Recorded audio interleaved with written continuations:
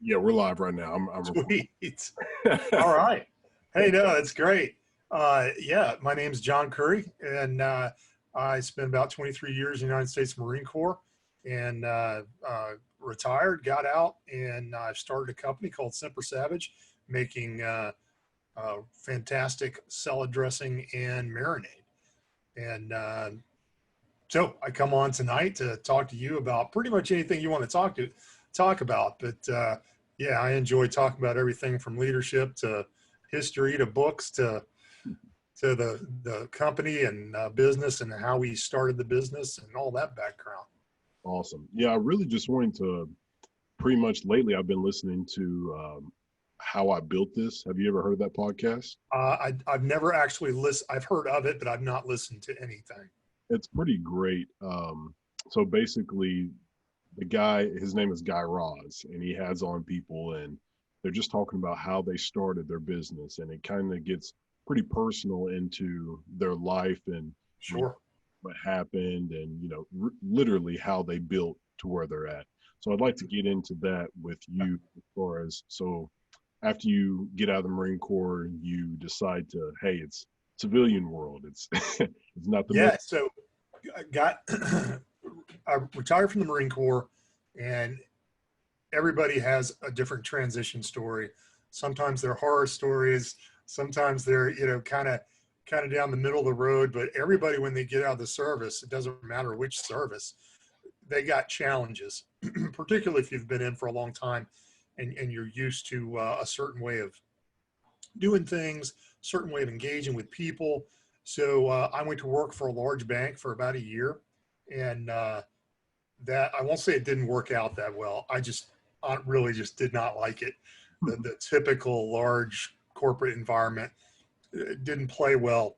Thankfully, I got a call one day to take a job down at headquarters Marine Corps Aviation, and at the Pentagon. Immediately took it. Got a call at 9 a.m. I had the job at 1 o'clock in the afternoon, and no interview, nothing. They were just like, "Well, you come down here and do this thing." Absolutely. Spent about 4 years there. Had a great time, and then I took an opportunity. I still do work a day job. Uh, I got an opportunity to go work with the State Department and go overseas again, and be in a little more operational role again, closer to what I did in the Marine Corps, and that's been fantastic. Of course, it takes me away, and I have to deploy. But the story to the company, um, when I was a kid. I would say around middle school age, I started to really enjoy eating salad. Well, probably at least one of the biggest ingredients in salad that's super important is the salad dressing. You can make the best salad in the world. If you put something taste bad on top of it, it's not going to be any good. Well, there was a few small Italian restaurants around that just my family used to go to and eat. And there was a couple of them that, man, I got hooked on their salad dressing. I was like, this is the best tasting thing ever.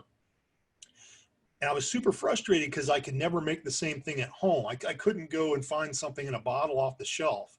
I would pick something off the shelf and, that looks pretty good. I'd go home and try it and be like, that's not really it. So I went to work just flipping pizzas and cooking and delivering pizzas and stuff at a small mom and pop Italian place that had fantastic food. And I learned a lot about making food there. And what I learned was if you have a great recipe, which this place, they literally cooked out of this little book, kind of looked like a little diary or something that was handwritten in Italian by the guy's by his mother. I can't remember if it was his mom or his grandmother at this point, but bottom line is handwritten in Italian. That was our recipes.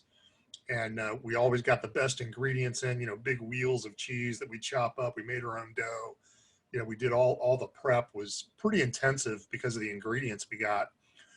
And I just learned that if you couple a great recipe with great ingredients and then put it together properly, execute it properly, voila, you end up with really great food. And it's not that, doesn't have to be that hard, right? And so I just started experimenting, probably in college, with trying to make a salad dressing.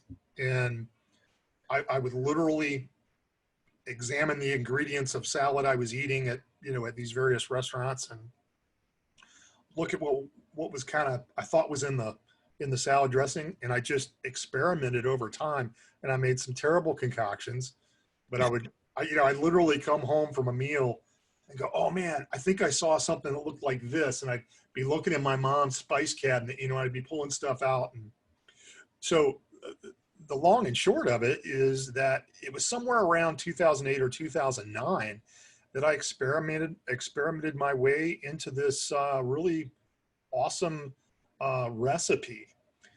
So it just was something that we just used in the family, but we started taking it to friends and family. People would come over to the house, they'd have dinner, they go, wow, what is that salad dressing? I want to get some. Oh, well, I make it. I'll send some home in a mason jar with you. But we started sending a lot of salad dressing home in mason jars, and people were raving about it and kept saying, look, you really need to market this stuff. And I didn't want to take a lot of monetary risk, and it seemed like a really expensive thing to do. I had done a little bit of research, and it seemed like it was going to really cost a lot of money.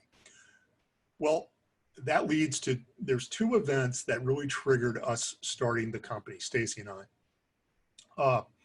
One, I was working at the Pentagon, headquarters Marine Corps, and a guy that I'd been working with for a couple of years came waltzing into our, we call it the puka. It's a cubicle area. Came waltzing into our cubicle area one day, and somebody asked him about how his barbecue sauce business was going. And he starts going off about, hey, yeah, we're in X number of stores, and we're marketing here, and we're trying to get into here, and we think we'll get into Food Lion, or whatever it was. And I was like, dude, I never knew you had a barbecue sauce business. And he goes, oh yeah, I've been doing it for however long. And I was like, well, I've got this salad dressing, and the bottom line, his name's Mac Talbert with Smoke and Shine barbecue sauce. He said, yeah, man, I'll hook you up. And bottom line, he mentored me into how to get something in a bottle, which all I did was I just followed the checklist that he did. And I used the same bottler, and I used the same label company, and they made it very easy for me to get something in the bottle. Not too much of a monetary investment at that point, not too bad. But once I got this product in a bottle, the original plan was just kind of maybe sell it to friends and family. Maybe go, maybe go to a farm stand now and then. But once I got it, I was like, well, why don't we really try to do something with it? So we started the company in October of 2018. We launched two products in November 11th, Veterans Day of 2019. So it was about a year of work. And the other key kicker there, and this is actually, I think, really important for folks when it comes to having the right kind of encouragement and whatnot. Our oldest daughter was away at school. She missed having the salad dressing. And so it was 2017, I think, Christmas. She gave me a Christmas present, and it was I got that actually right here too. It was a box full of these mason jars that has a label that she made on it. It's my face, and it says John Currie's famous salad dressing. Well, it was a case of these bad boys with a note that said, fill these full of salad dressing, please. And Stacy and I started looking at this, and we thought, maybe we could really, it kind of inspired us and kind of kicked us. And that was around the same time that I discovered that Mac had a barbecue sauce business and was, able to mentor me through it. So it was those two events kind of kicked us over the edge. Started the company in 2018, did a lot of work throughout that year. I mean, I'm talking about, designing logos, designing labels, getting food tested so that you got nutrition labels and the other things that are required. started actually, doing paperwork and stuff to start the company.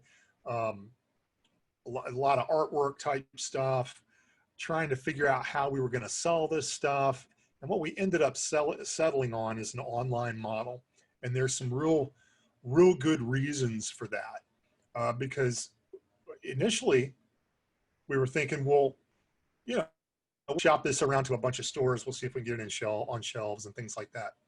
So a few things drove us to an online model. One, when you go to the grocery store and you get a salad dressing or a marinade or really any kind of a sauce off the shelf, it's been commoditized, meaning that there's a certain price point that the stores are going to have their products selling for. And if you're a premium product and you're out of that range, you're not getting shelf space in most stores. And there's a lot more to it, but it's been so commoditized that Italian salad dressing is just kind of Italian salad dressing. Here, grab one. That one's $3. This one's $4. Yeah, it doesn't really matter. Our product doesn't really have a peer in a grocery store right now. Reason being, it's all natural, all extra virgin olive oil, vinegar, spices, and that's it. There's no dyes, there's no extenders, there's no water, there's no emulsifiers or anything.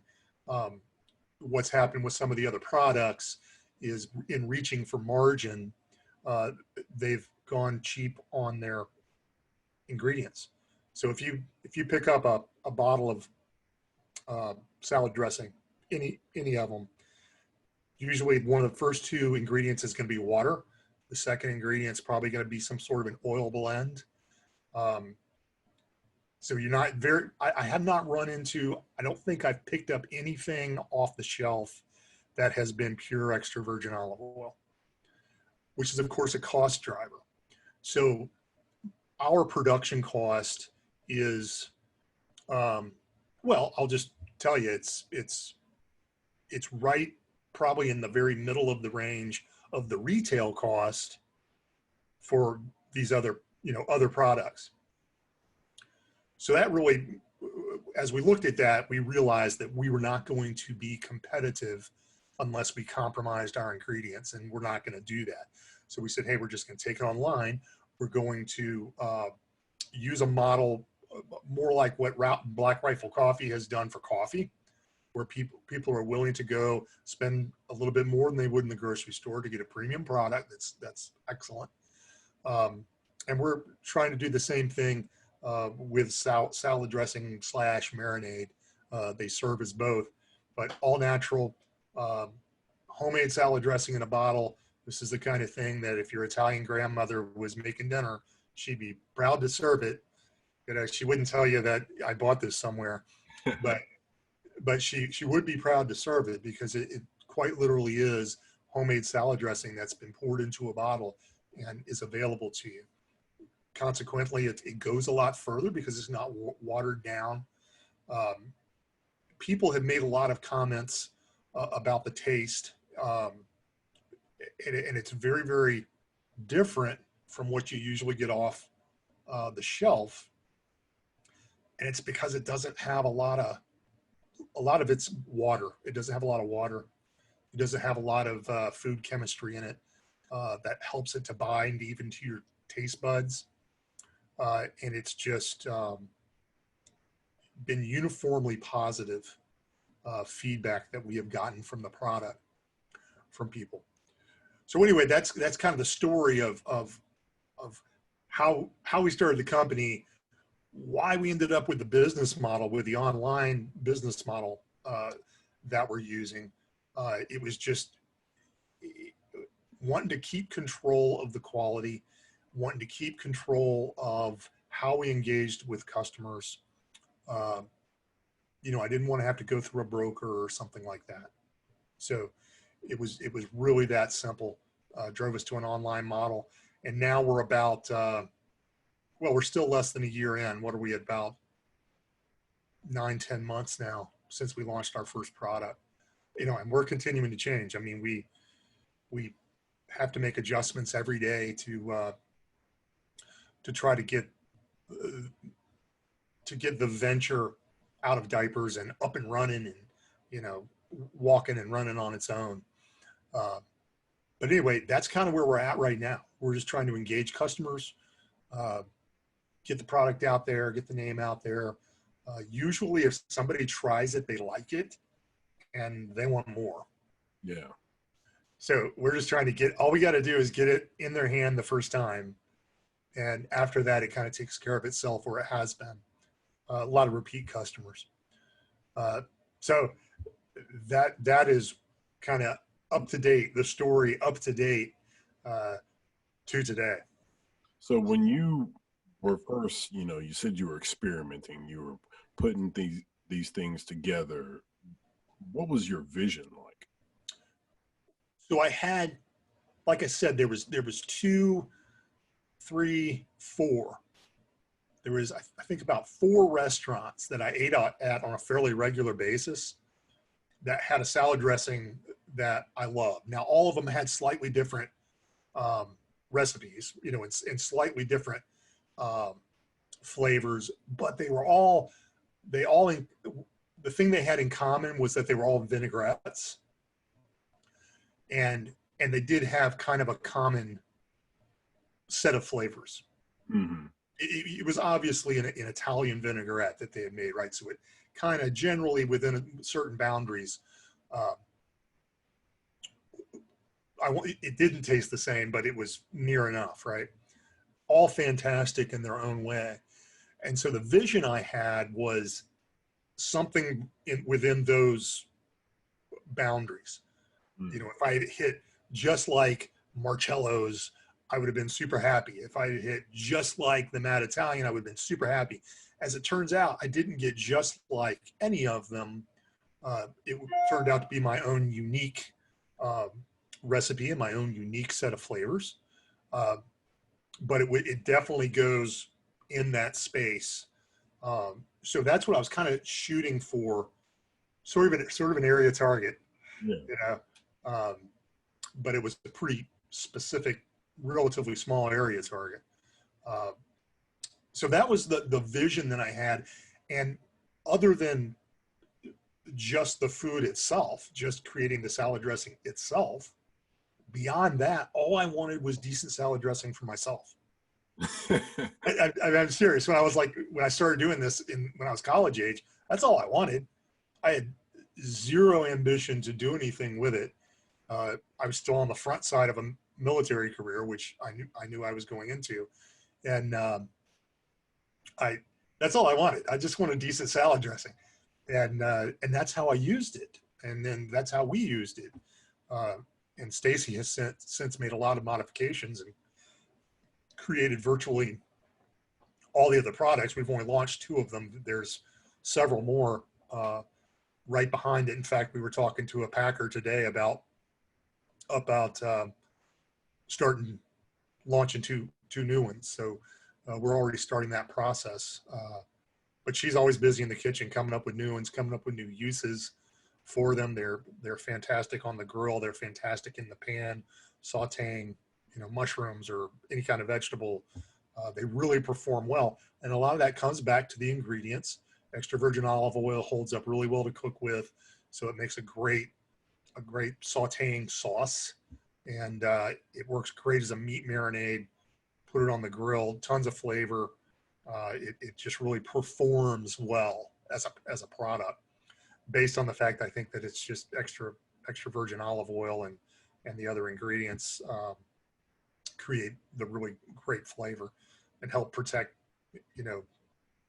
Anyway, it does a great job, and the balsamic really it caramelizes a little bit on the grill, and it really makes a very tasty glaze. So the grillers have gone crazy over the balsamic. They absolutely really do. They love it.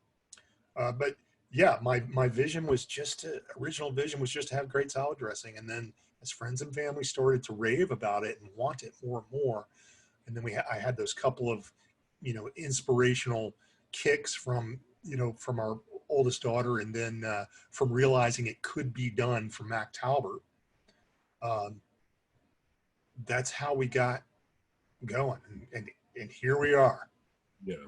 trying to make it happen. If you could explain a little bit about how, you said Stacy has developed, different ingredients and added things to different products. Like, how did that come along when you first trying to explain your passion to her about the salad dressing? Yeah, so I created the salad dressing, and then she goes, "Well, what if we made it out of what if we made it with balsamic?" I'm like, I don't know, give it a try. So we did. What if we made it with apple cider? I don't know, give it a try. What if we made it with this? And hey, have you ever tried to make a Caesar? Hey, I really like, she really likes blue cheese. I think I'm going to try to make a blue cheese.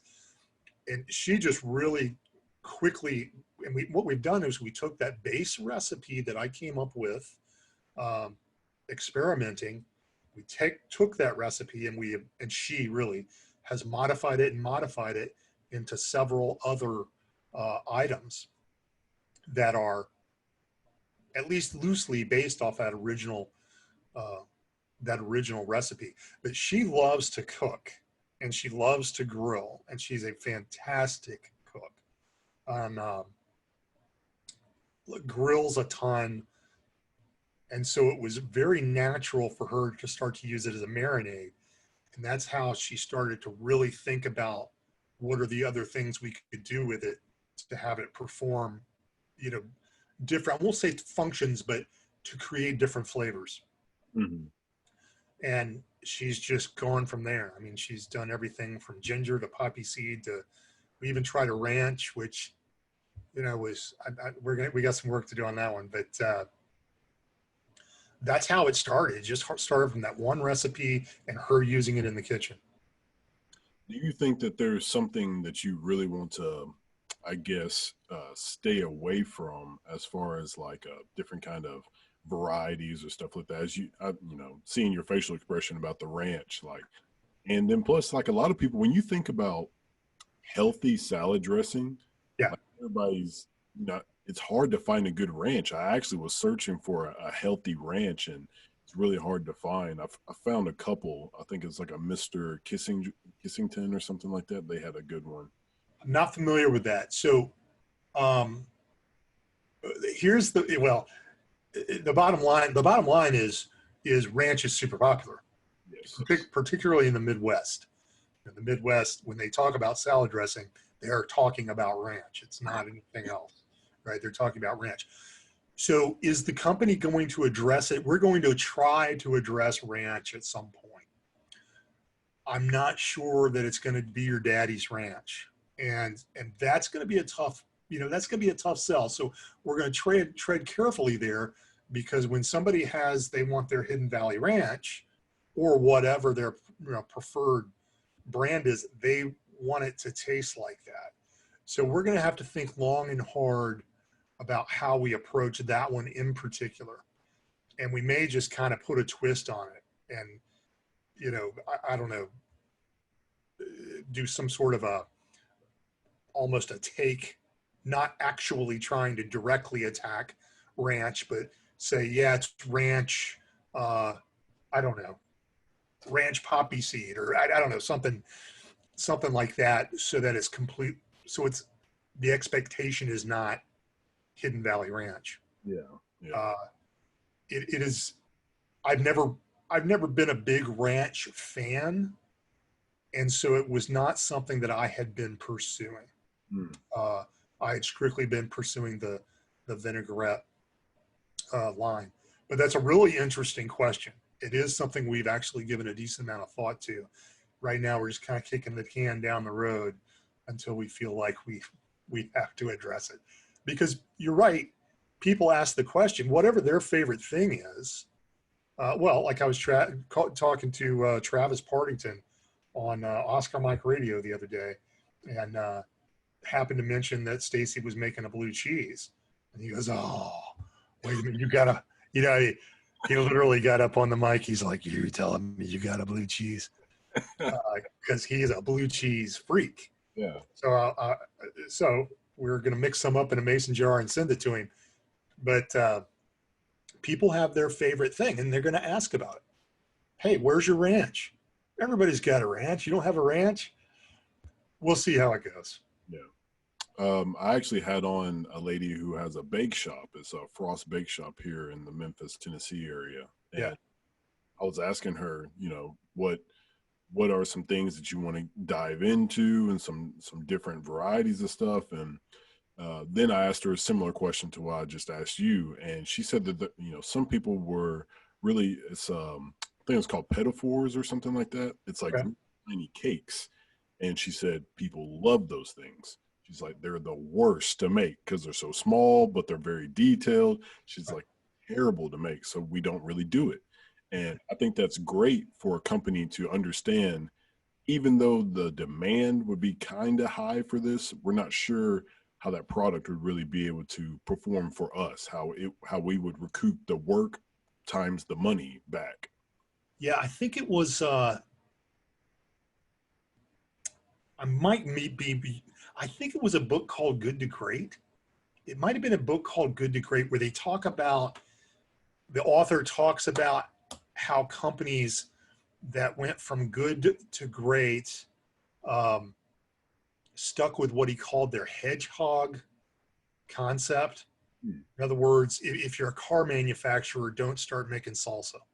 Yeah, yeah, You know, stick with what you know. And so I think that's a really important point you just brought up. You know, understand as your company, what is it that what brought you? You know, what's the thing you're really good at? What's your central um, product and service that you really understand and that you can over deliver on for customers? Because ultimately, I mean, you've got to over deliver for your customers. Yeah, and so for us, we just had the conversation about the ranch. You know, if we try to cobble together some sort of a ranch recipe without being fans of it, without maybe understanding the passion that people have for their ranch, we're going to miss the boat and we're going to waste a bunch of money, and then we're going to have some dissatisfied customers because they're going to, you know, they might have a try our ranch and go, yeah, that's not it. And yeah, we're like, yeah, we were just trying to do it, you know, because we thought we needed to do it. Yeah, I think that's a great point. Understand your limitations. Understand that there may be parts of the market that you're just not going to address. yeah. And like I brought up to her, like I don't go to Bruno Mars to listen for my country music. You know, Right. it's he has a specific thing that he's good at, and then that's what you go to for. Absolutely. Yeah, and it's all great, but yeah, you don't go see, I don't, Pat Metheny looking to find the best heavy metal ever. You know, you're going to see some great music, but it's not, you know, it's not going to be heavy metal or rock and roll. I mean, everybody's different, great in their own way,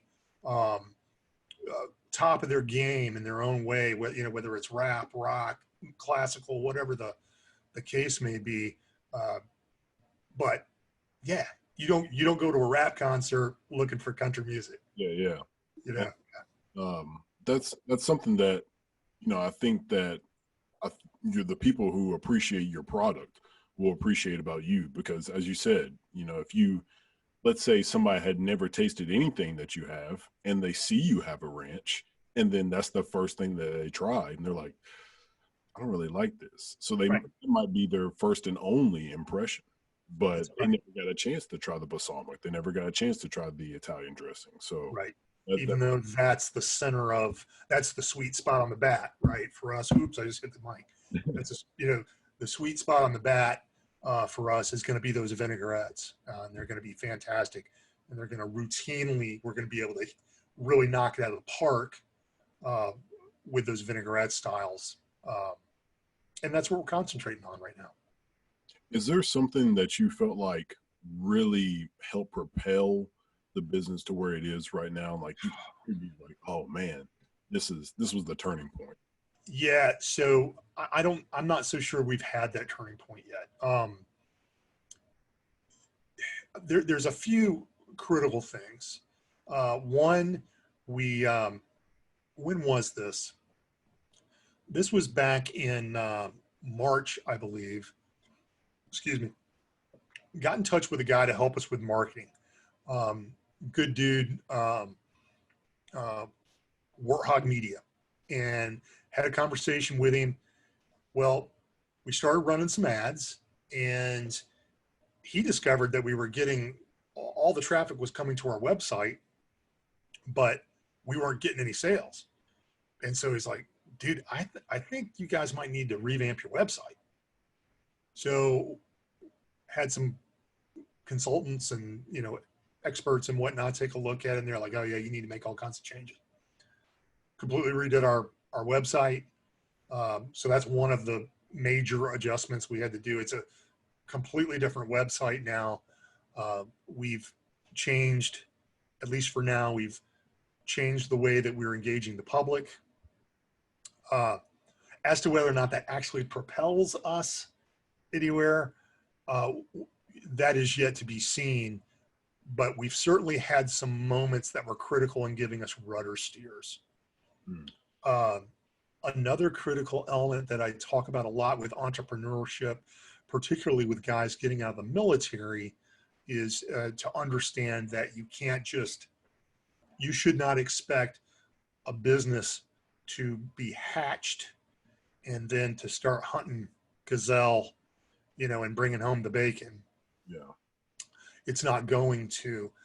You need to ensure that you're in a position where you've got a day job or at least a whole lot of cash on hand to live on until that thing is up and running by itself. And ours was a little odd in that it was just kind of going to be a hobby thing, and then we kind of said no, let's really do this. So that was a little bit of a development, but the direct answer to your questions, there's been some moments where we have had some very serious rudder changes, uh, rudder steers, but we have not had anything as of yet that was, the thing where the product got into the right guy's hands and all of a sudden, Ben Shapiro or somebody is talking about it on his show. Nothing like that has happened yet. And I would certainly welcome that, but we're just kind of plugging away, trying to connect with people, connecting with veterans, first responders, and that community and their families, staying true to our values, uh, staying true to our product and the ingredients, and just being super authentic and just building organically and slowly if need be, and hopefully the right group of people will notice and it'll build. And I hope to get one of those boosts uh, that you're speaking of. Yeah. So speaking of that, that's while we're talking, you have your affiliate program. We do. How is that? How is that helping you out? Are a lot of people coming to you saying, "Hey, I heard about you from so and so," and stuff like that? Yeah, so that it's a real new program. Uh, I forget when we actually launched it, but I mean, I've still got emails in my inbox about it. So I mean, it's literally been a month to 6 weeks since we launched it. So not a tremendous amount of results. What we have learned is we've learned from a lot of affiliate marketers some things we can do to better support our affiliates. Um, we've made a lot of connections, and it has helped us to maintain connections with some of those affiliate folks who we've had, whether it's a conversation with or a TV show or whatever it was we were on. Um, Able to stay in contact with those people. It's been really good from that perspective. Um, so the sales haven't exactly come rolling in from that yet. Yeah, yeah. But it's really in its infancy, and we're looking to folks like you to say, hey, here's how you could support me better as an affiliate. That's what I'm kind of looking at now is, to guys like Well, I mentioned Travis Partington, freaking great dude. Loves the product, uses the product all the time. And, I want to reach out to him and say, hey, what do you need from me? Hmm. You know, uh, and so I want to re-engage that way, and we'll see how it goes. But I just think it's a two-way street. I can't just make somebody an affiliate and throw it out there and then just walk away. I mean, I think we need to stay engaged and keep a conversation going and stay excited about what each other are doing. Because every time I come on a show, every show is obviously completely different personalities, different focuses, and I have loved virtually everything that I've been on. Hmm. It's been a great conversation, and the person, whoever they are, have been doing something really special, you know. So I want to engage back with you guys. I want to stay engaged, and I want to help. Um, I want to help people out. I want to help other companies out. You know, I really, not only do I enjoy doing that, but I really do believe that that is a key, that if you want to be successful, or if you want somebody to help you out, help somebody out. Yeah, It's the best way, uh, I think, to build just goodwill, and goodwill can be priceless. absolutely. So Yeah, actually, I'd say I've figured out a secret to being successful, and I feel like it's just being consistent and just yeah, keep hammering away at whatever you're passionate about. And is there something that you felt like, you know, I guess you just hit a point where you weren't sure if you still wanted to do it, or has it been like smooth sailing the whole time? always not been smooth sailing at all. It is definitely not. Uh, so, a few things to actually say about that. Um, I mean, there's been two or three times where I really questioned uh, what we're doing. Hmm. And we just added up the numbers today, how much we spend on folks, helping us do marketing and helping us do various things that we've outsourced. And it's a lot of money, and we're not making it back yet. We're still not a profitable venture, um, and it makes you wonder: Hmm. hey, should I just pull back and just you know kind of, I've got a job that makes plenty of money. Maybe I just kind of do this as a little bit of a hobby, Yeah. do our own little marketing thing, on Facebook or whatnot. Uh, yeah, it happens quite often, actually, where I think about it and I'm like, yeah, I don't know. Hmm.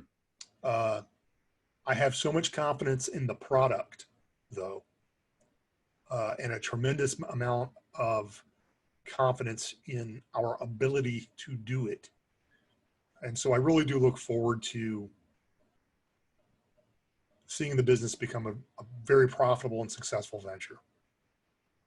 Is there something that you felt like is been, I guess, just that motivation to keep you doing it? I mean, other than, I guess, probably a big part of it is just, as you said, the product itself. It's hard to find great salad dressing. Like, even if I knew nothing about Semper Savage, if I saw it in a store, I would have picked it up, looked at the ingredients, and I'm like, yeah, I'll try it because Sure.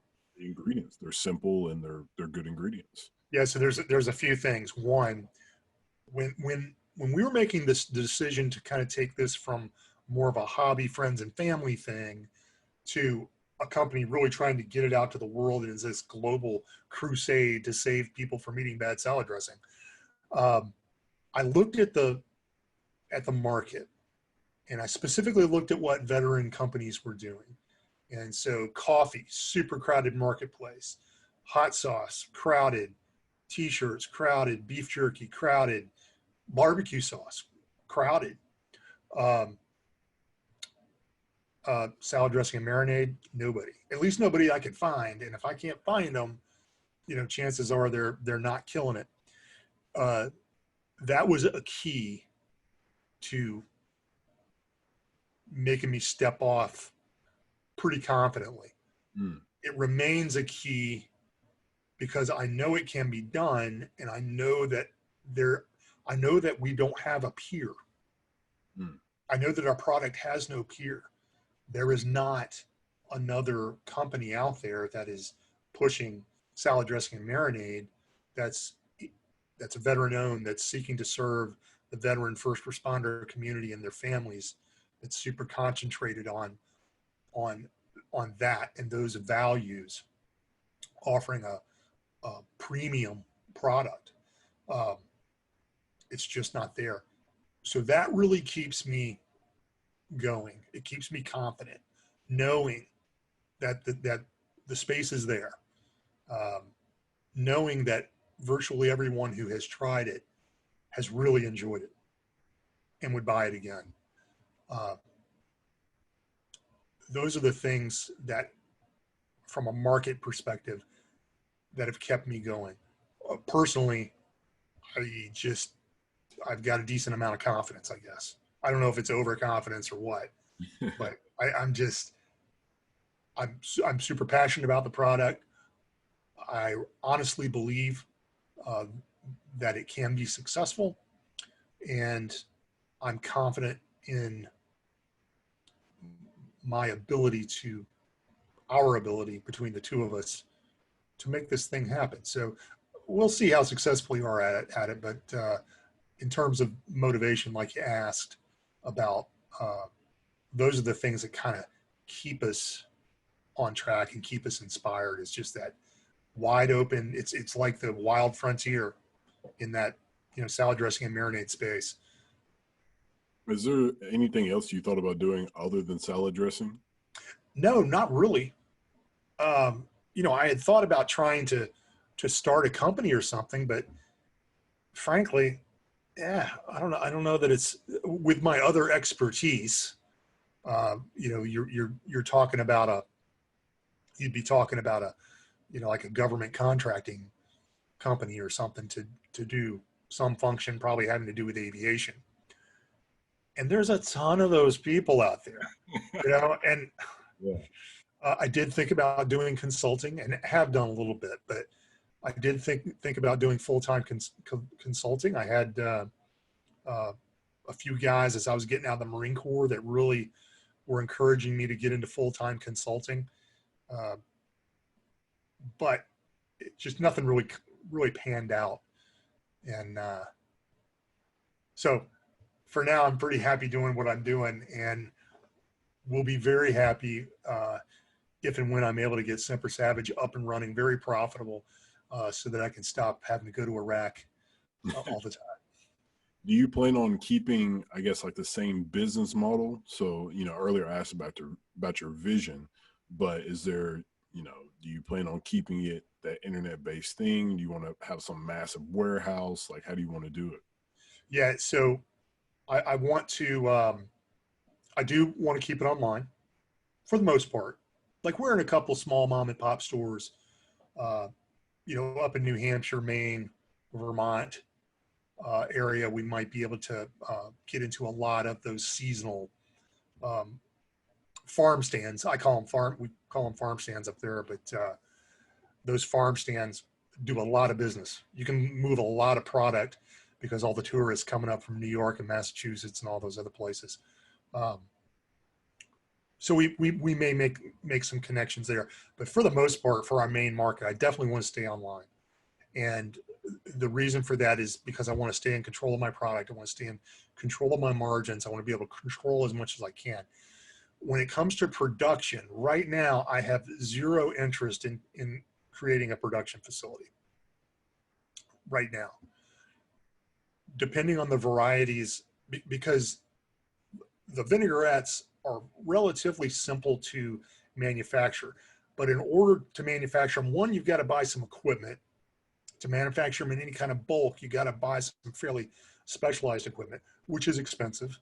which you have to have a separate facility for, which has to be inspected. You have to have at least an FDA um, um, certification. That's expensive. So there's a lot of expense involved in maintaining a facility, and we would have to be huge, I think, before I would want to start a manufacturing facility. And if I did so, I would want to make sure that we were in a position to package other people's products in case the bottom fell out of our production. Mm. Because let's say that some big store decided they wanted our stuff and we had an agreement that I was happy with. Okay, maybe I would consider selling to them. And let's say they buy 300,000 units. And I'm like, oh, wow, this is great. This is going to be the new normal. I'm going to be the next Heinz and invest a lot of money in a production facility to produce, to the 300,000 unit level. And then the next year they're like, yeah, we're dropping your product. And now I'm left holding the bag. So I'm keeping everything outsourced as much as we can so that it's easily scalable. Right now, we're looking at some guys in New Hampshire that do very small batches, and we're going to use them for introducing new products initially so that we don't have to spend so much to initialize a new product. We use some folks down in North Carolina right now that they could scale up about as large as we need to. So there's no reason for me to have to, in order to meet demand, to take on that risk of doing my own production, as an example. And right now I've got zero interest in doing it, even though it costs me a lot of money and it costs me a lot of margin. I would never be, it would take me, it would make zero sense for me to try to grow it into like my own manufacturing and stuff like that. I don't see that in the cards anytime soon. Has the pandemic impacted you at all? So hard to tell. When right before the pandemic started, we were just kind of starting to ramp up a little bit of marketing. That's when we discovered that we had some issues with the website, that things weren't, people weren't getting driven to the right landing spots and things like that. So we just then COVID hit, and we just took it as an opportunity to retool. So that's what we've spent the last several months doing, is just retooling, completely rebuilt the website, completely came up with a different strategy on marketing, and started the affiliate program and things like, that's all was born out of this retooling period. And we'll see how it goes. Here we are. So it's hard to tell if we were impacted because it was so early, in our existence when COVID hit. Yeah. I mean, I know a lot of companies have been taking some really hard hits, and I've also seen a lot of companies starting up, and Yeah. it's kind of a weird thing that's going on. But some people are taking advantage of it. Some people are being hit hard with it.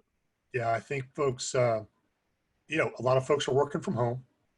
A lot of people are being told that that they're going to be able to work at home indefinitely because companies figured out, they're like, wow, we can keep the lights off a little longer, or not run the air conditioner so much or the heater so much, and just keep these folks at home. And then, geez, we never thought it would happen, but they're just as productive.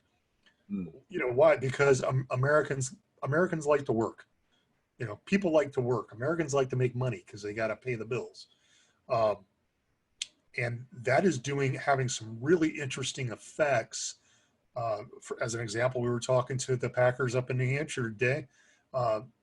Real estate's going crazy up there because people are moving out of New York and Boston and Philadelphia and places, and buying houses up there because now they're newly freed up full-time off-site telework folks. So it's been interesting to see how some of the effects of COVID that you never would have really thought of before. My wife is Stacy is a is a teacher at the University of Maryland, and they've been working on doing things online. Schools are the public schools are doing things online.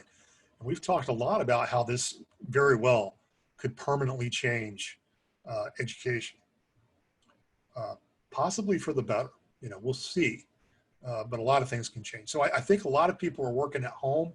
They've got a little more time on their hands. They got a little more time to think, and they're starting to pursue their dreams of doing something with a side business or starting a company. They're starting to, I think, do that. Maybe that's part of the equation. Yeah. Do you see any kind of foreseeable hiccups that you might come up on down the road, or any kind of struggles that you've been like, I know it's coming, but I don't want to get to that point though? Yeah, nothing that I can really put my finger on and say I know it's coming. I would like to have some of the problems that I anticipate. Yeah. I would like to have the problem of my co-packer or my bottler just not being able to do it to make enough. Yeah. That would be a fantastic problem to have. So far, I'm not seeing anything that I know is coming. Yeah, I don't think so. That's a good thing. Yeah, either that, or maybe I've just got my blinders on and it's right in front of my face, and I can't see the train that's about to hit me in the face. But yeah, I'm not seeing anything that I know is coming that I'm going to have to deal with. But who knows? Other than, we're going to complicate things ourselves by introducing new products, and that'll have a different set of challenges. But I don't think it's anything that we're not prepared to handle. Yeah. Is there a certain product? I know you were telling me about the Caesars and all the other things that you were interested in, but is there a specific one that you're like, thinking about that you would like to try out or something like that you can tell me? Oh yeah. I can tell you all of it. It's there's a lot of things. There's near-term things that we're going to do, and then there's further out things that we think we're going to do. And as we get out there, past about 6 products, we start to think about, okay, if this thing is successful, what if we try to do a dry mix? Like take it, put the ingredients in a package, and let people make their own. Doesn't cost so much to ship. Doesn't cost. It's very cheap for a person to buy. Just let them know that, hey, you need to use extra virgin olive oil, and you need to use this kind of vinegar.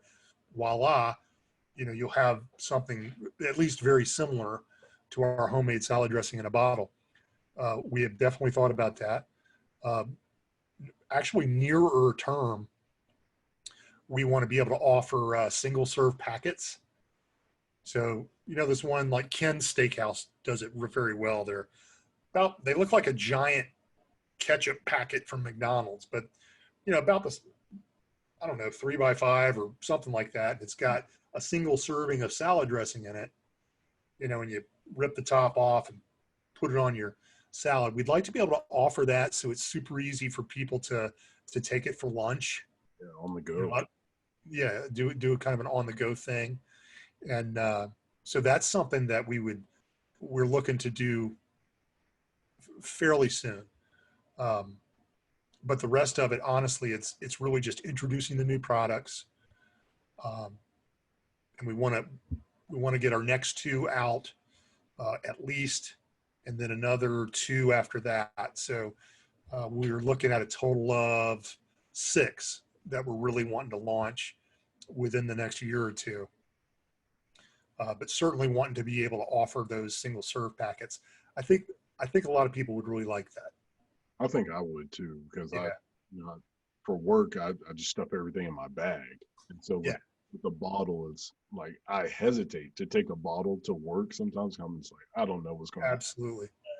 The top, like I used to do. So I used to actually, I would put a couple bottles in my backpack. I'd take it into work. I'd set it in my desk at work. And that worked okay. But I've thought about it, and well, Stacy, when she would take it to work, she would put in one of those little Tupperware things with the lid on it, Mhm. and then she would like stuff that down, in her lunch. It's kind of a pain in the rear, though, and that got us thinking about, geez, we really need to do some sort of a single serve item. It can be more difficult than you think, though, when you talk to the bottler or the packager, and you're like, hey, here's what we want to do, and they're like, yeah, we don't have that machine, or that's super tough on your recipe because in order to do that, it's got to pour a certain way, and there's a lot of challenges. We're learning more about food production than we ever thought we would. Yeah. Uh, at any rate, I mean, that's something that, you kind of think about, and you're hoping and wishing it's going to go right, but you can never tell until you actually do it. But then it's like, do I actually want to do it? yeah, I know, you're right, and it makes you, it's you've got this idea about what something is going to cost, or how easy it's going to be, or how great the end product's going to be, whatever your expectations are.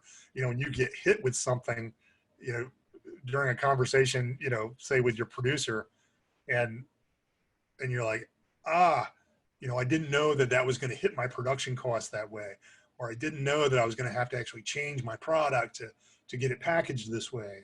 I don't want to do that. Yeah, sometimes I can kind of hit you in the face. It's just kind of cold, hard realities, and you're like, yeah, okay, that's not going to work. Yeah. So do you feel like the company's kind of cruising right now, or are you shifting gears and trying to go full speed? How do you Yeah, we are in low gear right now. We're in low gear, trying to wind out that tachometer before we shift to the next gear. Um, really a an early startup, just a couple of products, trying to get awareness out there, trying to get the brand built a little bit, get some brand awareness, uh, trying to just get it, like I told you earlier, just get it in people's hands. That's all that we need. Put it in somebody's hands. They're going to try it and they're going to go, oh, wow, this stuff is fantastic. This is the best salad dressing I've ever had. Um, that has been almost uniformly the reaction that we've got from folks. So we're highly confident in the product. We just got to get it out there, and that's what we're attempting to do. awesome? Yeah. Yeah. Well, I think that's about it. We can wrap this up. Is there Right. anything specific that you'd like for people to know, or that you haven't spilled already? No, not really. Just search for us. Check us out. If you Google Semper Savage, you're going to find us. Uh, we have a website, sempersavage.com. Just go there. You can find out about the product there. We got a whole page of recipes to use the product in different ways. You can buy the product there. We sell it in the Battle Buddy 2-pack or the Fire Team 4-pack. And the reason for that, this would be interesting to let folks know about. The reason for that is shipping cost. It costs as much to ship 2 bottles as it does to ship 1. And so we didn't want people having to spend so much money in shipping to buy 1 bottle. So we're like, well, let's just sell them 2 bottles, and it almost, it kind of balances itself out. That you're not spending so much in in shipping. And then the 4-pack, you kind of get a little more of a discount.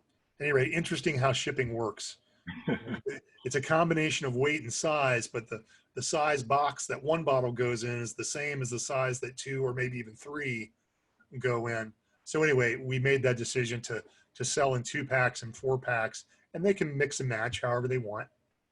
And but yeah, just look us up, check us out on social media. We try to do like Facebook Lives, and obviously we're on podcast a decent amount, just talking about various things, everything from business and about the product to sometimes I'm talking about literature and history. So uh, I enjoy engaging with smart people uh, on all kinds of subjects. Awesome. Well, yeah, we'll definitely be spreading the word on our podcast and getting it out to people on our social media, and basically just trying to let people know, hey, they've got a great product. They're shipping it out to you, and they want you to know, this is what we spend our time on. That is, Yeah. and you've been doing this for a long time, so it's not like you just decide to throw some random company together with some random ingredients. You've actually, Yeah. spent quality time to make a quality product. Yep. I didn't buy it in China and, put it in a box and ship it to you. This is definitely something that is very purposeful, and it is an outstanding all natural product, and I'm very highly confident that people will enjoy it. And Jackson, stay in touch with us, and let us know how we can support you. We would love to hear back from you. Hey, here's what have you ever thought about this? You know, here's what I would like. Can you do this for me? We would love to hear back from you.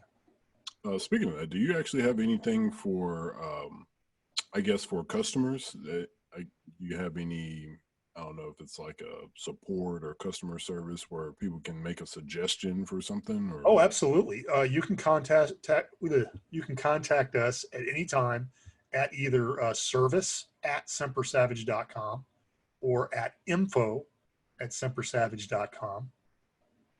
Either one of those will get you an answer.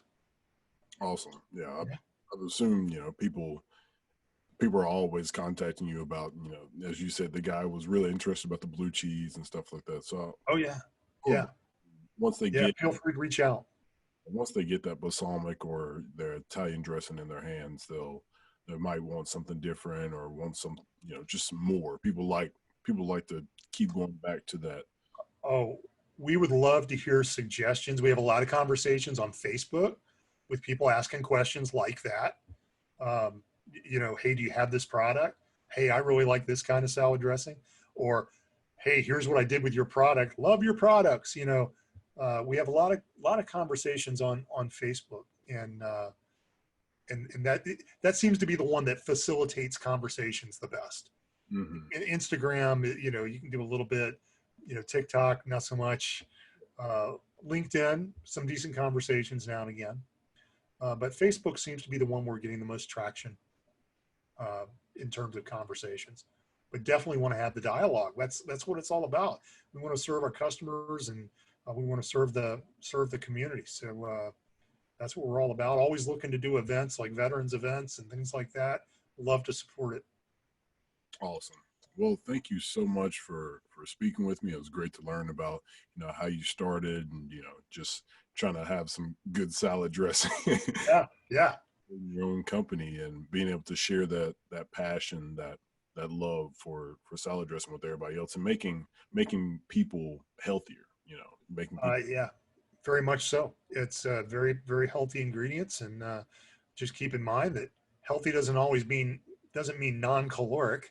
Yeah. It is extra virgin olive oil, but it's the good kind of fat, and very, very healthy to both cook with and consume. So yeah, work it into your diet, and I'm telling you, folks are going to love it. Awesome. Well, again, thank you for speaking with me, and have a good night. It's been an absolute pleasure, Jackson. I look forward to talking with you again. Awesome. All right. All right. We'll see you later, buddy.